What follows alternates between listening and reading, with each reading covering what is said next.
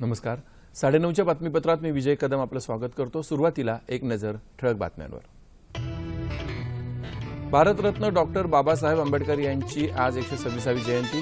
नागपूरमध्ये विशेष कार्यक्रमात पंतप्रधानांच्या हस्ते राज्याच्या विकास कामांचं लोकार्पण. देशाच्या विकासासाठी डॉक्टर बाबासाहेब आंबेडकर हेच प्रेरणास्थान असून वंचितांचा उद्धार हीच त्यांना खरी आदरांजली, पंतप्रधानांचं प्रतिपादन.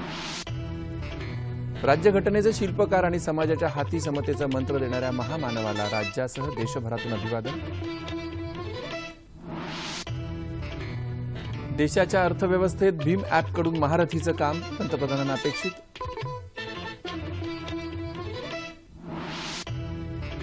राजशिष्टाचाराबरोबरच पाकिस्तानातल्या कायदेशीर प्रक्रियेनुसार सुद्धा कुलभूषण जाधव यांच्या सुटकेसाठी भारत प्रयत्न करणार. जगभरात कुठेही असलेल्या भारतीयांच्या संरक्षणासाठी वेळोवेळी आवश्यक पावलं उचलणार परराष्ट्र व्यवहार राज्यमंत्री. आणि अफगाणिस्तानातल्या इसिसच्या तळांवर अमेरिकेचा शक्तिशाली बॉम्ब हल्ला, 36 दहशतवादी ठार. नमस्कार आणि सविस्तर वृत्त. भारतरत्न डॉक्टर बाबासाहेब आंबेडकर यांच्या 126व्या जयंतीनिमित्त पंतप्रधान नरेंद्र मोदी यांनी आज नागपुरात दीक्षाभूमी इथं जाऊन महामानवाला अभिवादन केलं. दीक्षाभूमीचं चित्र असलेल्या विशेष टपाल तिकिटाचं अनावरण पंतप्रधानांच्या हस्ते करण्यात आलं. यावेळी राज्यपाल चे विद्यासागर राव, मुख्यमंत्री देवेंद्र फडणवीस, केंद्रीय मंत्री रविशंकर प्रसाद, नितीन गडकरी, रामदास आठवले, प्रकाश जावडेकर, पियुष गोयल, हंसराज अहिर तसंच राज्याचे मंत्री चंद्रशेखर बावनकुळे, मदन येरावार, खासदार कृपाल तुमाने आदी उपस्थित होते. पंतप्रधानांच्या हस्ते कोराडी इथला महानिर्मितीचा 1980 मेगावॉट क्षमतेचा औष्णिक वीज प्रकल्प राष्ट्राला अर्पण करण्यात आला. पंतप्रधानांनी दूरनियंत्रकाच्या माध्यमातून डिजिटल कोनशिलेचं अनावरणही केलं.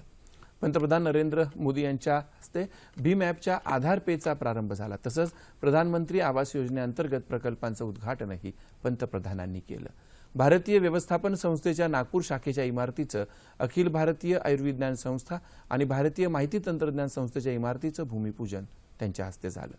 डिजिटल व्यवहारांना प्रोत्साहन देण्याच्या दृष्टीनं राबवलेल्या लकी ग्राहक योजना आणि डिजिटल व्यापार योजनेतल्या भव्य सोडतीतल्या विजेत्यांना पंतप्रधानांच्या हस्ते गौरवण्यात आलं. त्यानंतर मानकापूर क्रीडा संकुलात पंतप्रधानांची जाहीर सभा झाली. देशाच्या विकासासाठी डॉक्टर बाबासाहेब आंबेडकर हेच प्रेरणास्थान असून वंचितांचा उद्धार हीच त्यांना खरी आदरांजली असल्याचं पंतप्रधान त्यावेळी म्हणाले. आपल्याला मिळालेलं स्वातंत्र्य ही त्याग आणि बलिदानाची फलश्रुती आहे असंही ते म्हणाले. भीम ॲप ही बाबासाहेबांना वाहिलेली आदरांजली असून त्यांचं स्वप्न पूर्ण करण्यासाठी सर्वांनीच प्रयत्न करायला हवेत असं पंतप्रधान म्हणाले. डिजिटल व्यवहार ही भ्रष्टाचाराच्या विरोधात पुकारलेली मोहीम असून देशाच्या अर्थव्यवस्थेत भीम ॲप महारथीप्रमाणे काम करेल असा विश्वास त्यांनी व्यक्त केला. बुराइयों से सामना करना पड़ा, इतनी प्रताड़ना झेलनी पड़ी, लेकिन खुद के जीवन में जब मौका आया, रत्ती भर उस कटुता को बाहर आने नहीं दिया. बदले का भाव अंश भर भी न संविधान में कभी प्रकट हुआ, न कभी उनकी वाणी में प्रकट हुआ, न उनके कभी अधिकार क्षेत्र में प्रकट हुआ. व्यक्ति की ऊंचाई ऐसे समय कसौटी कसने के पर पता चलता है.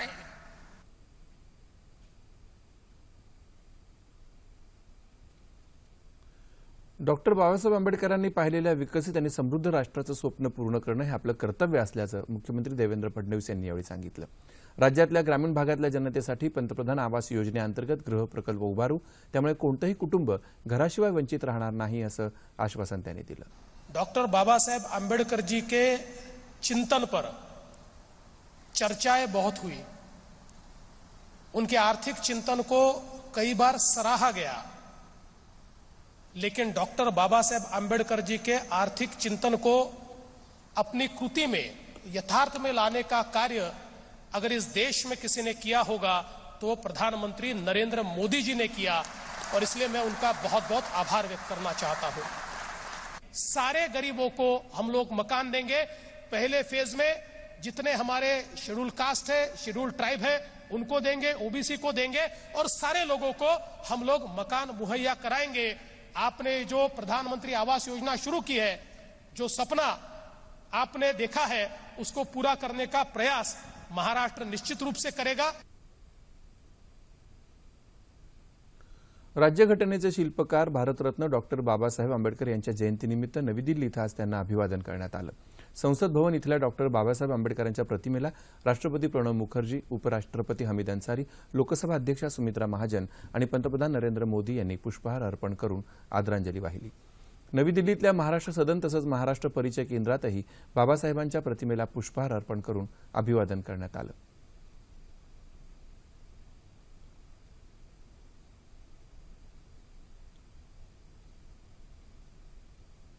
आंबेडकर जयंतीचं औचित्य साधून महाराष्ट्र परिचय केंद्राच्या वतीनं बाबासाहेबांच्या जीवन कार्यावरील लोकराज्य विशेषांकाचं प्रदर्शन भरवण्यात आलं आहे।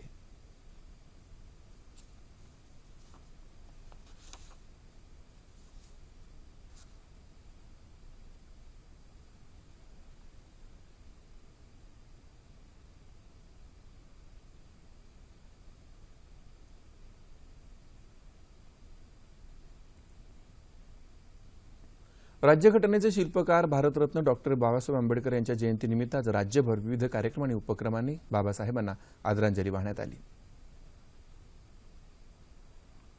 मुंबईत विधान भवनात विधान परिषदेचे उपसभापती माणिकराव ठाकरे यांनी डॉक्टर बाबासाहेब आंबेडकरांच्या पुतळ्याला पुष्पहार अर्पण करून अभिवादन केलं। मुख्यमंत्री देवेंद्र फडणवीस यांनीही आज वर्षा निवासस्थानी डॉक्टर बाबासाहेबांच्या प्रतिमेला पुष्पहार अर्पण करून अभिवादन केलं। मुंबईतल्या चैत्यभूमी इथंही डॉक्टर बाबासाहेब आंबेडकर यांना आदरांजली वाहण्यासाठी भीमसागर उसळला आहे। चर्चगेट इथल्या कुपरेज मैदानाजवळ बाबासाहेबांच्या पूर्णाकृती पुतळ्यावरील छत्री, भारतीय राज्यघटनेची प्रस्ताविका आणि बाबासाहेबांच्या जीवनपट फलकाचं अनावरणही महापौर विश्वनाथ महाडेश्वर यांच्या हस्ते करण्यात आलं। सांताक्रूज इथल्या भीमवाड्यात सिद्धार्थ बुद्ध संस्कार केंद्राच्या वतीनं बुद्धवंदना आणि सामुदायिक प्रतिज्ञा करण्यात आली। मुंबई दूरदर्शनमध्येही त्यांना भावपूर्ण अभिवादन करण्यात आलं। पुण्याच्या महापौर मुक्ता टिळक यांनी बाबासाहेबांच्या पुतळ्याला पुष्पहार अर्पण करून त्यांना नमन केलं। यानिमित्त शालेय विद्यार्थ्यांनी शहरात रॅली काढली। ससून अभ्यास मंडळाचे अध्यक्ष खासदार अनिल शिरोळे यांच्या पुढाकारातून ससूनमध्ये स्वच्छता सप्ताहाचं आयोजन करण्यात आलं। यावेळी पुण्याचे पालकमंत्री गिरीश बापट, राज्यमंत्री दिलीप कांबळे, महापौर मुक्ता टिळक, आमदार मेधा कुलकर्णी उपस्थित होते। नागपुरातल्या डॉक्टर बाबासाहेब आंबेडकर मॅरेथॉन दौड समितीच्या वतीनं दरवर्षीप्रमाणे यावर्षीही 10 किलोमीटर अंतराच्या जिल्हास्तरीय मॅरेथॉन दौडचं आयोजन करण्यात आलं होतं। आंबेडकर जयंतीनिमित्त सकल विश्वशांतीसाठी परभणी शहरात महाबुद्ध वंदनेचं आयोजन करण्यात आलं होतं। अहमदनगर जिल्ह्यातही आंबेडकर जयंतीनिमित्त आज सकाळपासूनच बाबासाहेबांच्या अनुयायांनी ठिकठिकाणी अभिवादन केलं। रायगड जिल्ह्यात महाडच्या चौदार तळे इथल्या डॉक्टर बाबासाहेब आंबेडकर यांच्या पुतळ्याला नगरपालिकेच्या वतीनं पुष्पहार अर्पण करून अभिवादन करण्यात आलं। यावेळी क्रांती स्तंभापासून भीमज्योती प्रज्वलित करून ठिकठिकाणी नेण्यात आल्या। हिंगोली शहर आणि जिल्ह्यात ढोलताशांच्या गजरात शोभायात्रा काढण्यात आली। डॉक्टर बाबासाहेब आंबेडकर स्मारक समितीच्या वतीनं पंचशील ध्वजारोहण करून अभिवादन सभा घेण्यात आल्या। धुळ्यात आंबेडकर जयंतीनिमित्त त्यांच्या पुतळ्यासमोर बुद्धवंदना आयोजित करण्यात आली होती। लातूर इथं आज विविध सामाजिक आणि राजकीय संघटनांनी डॉक्टर आंबेडकर यांच्या पूर्णाकृती पुतळ्यासमोर मानवंदना दिली। राष्ट्रीय स्वयंसेवक संघाच्या वतीनं संचलन करण्यात आलं। बुलडाणा जिल्ह्यात खामगाव इथं जिल्ह्याचे पालकमंत्री आणि कृषी मंत्री पांडुरंग फुंडकर यांनी डॉक्टर बाबासाहेब आंबेडकर यांच्या तैलचित्राला पुष्पहार अर्पण करून अभिवादन केलं। विविध संस्थांच्या वतीनं रुग्णवाहिकेचं लोकार्पण करण्यात आलं। डॉक्टर बाबासाहेब आंबेडकरांचं कार्य, त्यांची विचारसरणी, कर्तृत्व तसंच आठवणींना उजाळा देण्याकरिता पनवेल आणि नवीन पनवेल इथं भव्य शोभायात्रा काढण्यात आली। यावेळी आमदार प्रशांत ठाकूर आणि इतर मान्यवर उपस्थित होते। वाशिममध्येही आंबेडकर जयंतीनिमित्त नालंदा नगर ते आंबेडकर पुतळा चौक अशी भव्य रॅली काढण्यात आली। कोल्हापुरात डॉक्टर आंबेडकरांची जयंती मोठ्या उत्साहानं साजरी करण्यात आली। खासदार छत्रपती संभाजीराजे यांच्या हस्ते बाबासाहेबांच्या प्रतिमेचं पूजन करण्यात आलं। सोलापुरात पार्क चौक इथल्या बाबासाहेबांच्या पूर्णाकृती पुतळ्याला बहुजन समाजातल्या मान्यवरांनी पुष्पहार अर्पण करून अभिवादन केलं। सम्यक विचार मंचाच्या वतीनं मिलिंद व्याख्यानमाला तर ड्रीम फाउंडेशनच्या वतीनं सलग 18 तास अभ्यास हे उपक्रम राबवण्यात आले. रत्नागिरी जिल्ह्यात डॉक्टर बाबासाहेब आंबेडकरांची जयंती मोठ्या उत्साहात साजरी करण्यात आली. चिपळूणमध्ये आंबेडकरांचे नातू आनंदराज आंबेडकर उपस्थित होते.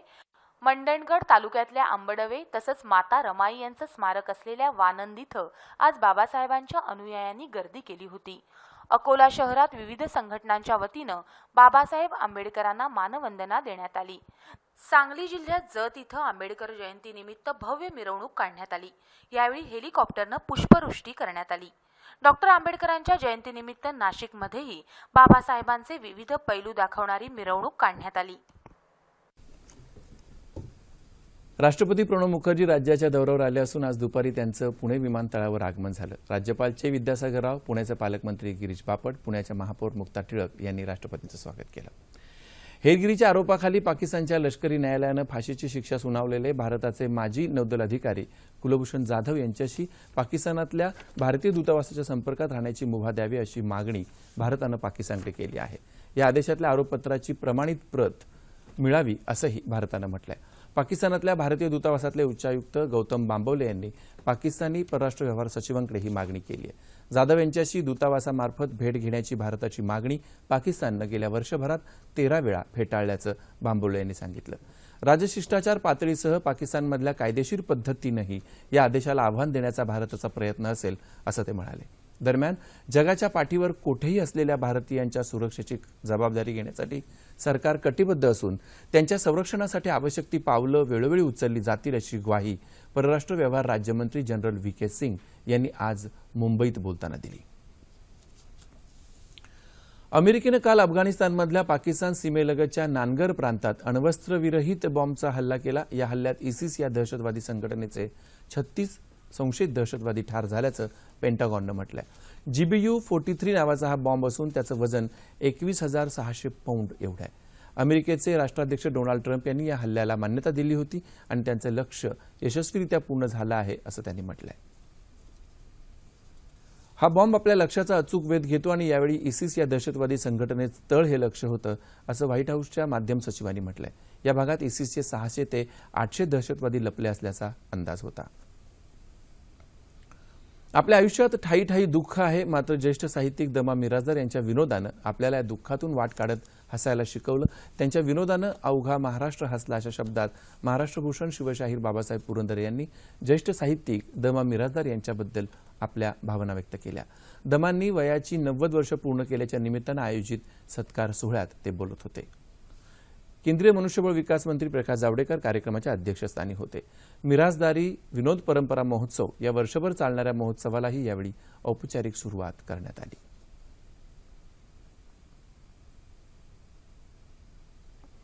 सह्याद्री वाहिनीच्या तांत्रिक विभागातील कर्मचारी वेदश्री कदम यांचं काल दीर्घ आजारानं निधन झालं. त्या 51 वर्षांच्या होत्या. त्या दूरदर्शनमध्ये गेली 25 वर्ष कार्यरत होत्या. हवामान. राज्यात अनेक ठिकाणी उन्हाचा पारा चढाच राहिला. मध्य महाराष्ट्र, मराठवाडा आणि विदर्भात 40 अंश सेल्सिअसपेक्षा अधिक तापमानाची नोंद झाली. राज्यात सर्वात जास्त तापमान अकोला इथं 44 अंश सेल्सिअस इतकं नोंदवलं गेलं. येत्या 36 तासात संपूर्ण राज्याचं हवामान कोरडं राहणार असून मध्य महाराष्ट्र, मराठवाडा आणि विदर्भातल्या तुरळक ठिकाणी उष्णतेची लाट येणार असल्याची शक्यता हवामानशास्त्र विभागानं वर्तवली आहे. तापमान अंश सेल्सिअसमध्ये मुंबई कमाल 35, किमान 25 अंश सेल्सिअस. नागपूर 44 आणि 23, पुणे 41 आणि 19, औरंगाबाद 42 आणि 25, नाशिक 41 आणि 19, कोल्हापूर 38 आणि 22, रत्नागिरी 33 आणि 24, सोलापूर 42 आणि 21. भारतरत्न डॉक्टर बाबासाहेब आंबेडकर यांची आज 126वी जयंती. नागपूरमध्ये विशेष कार्यक्रमात पंतप्रधानांच्या हस्ते राज्याच्या विकास कामांचं लोकार्पण. देशाच्या विकासासाठी डॉक्टर बाबासाहेब आंबेडकर हेच प्रेरणास्थान असून वंचितांचा उद्धार हीच त्यांना खरी आदरांजली, पंतप्रधानांचं प्रतिपादन. राज्यघटनेचे शिल्पकार आणि समाजाच्या हाती समतेचा मंत्र देणाऱ्या महामानवाला राज्यासह देशभरातून अभिवादन. देशाच्या अर्थव्यवस्थेत भीम ॲपकडून महारथीचं काम पंतप्रधानांना अपेक्षित.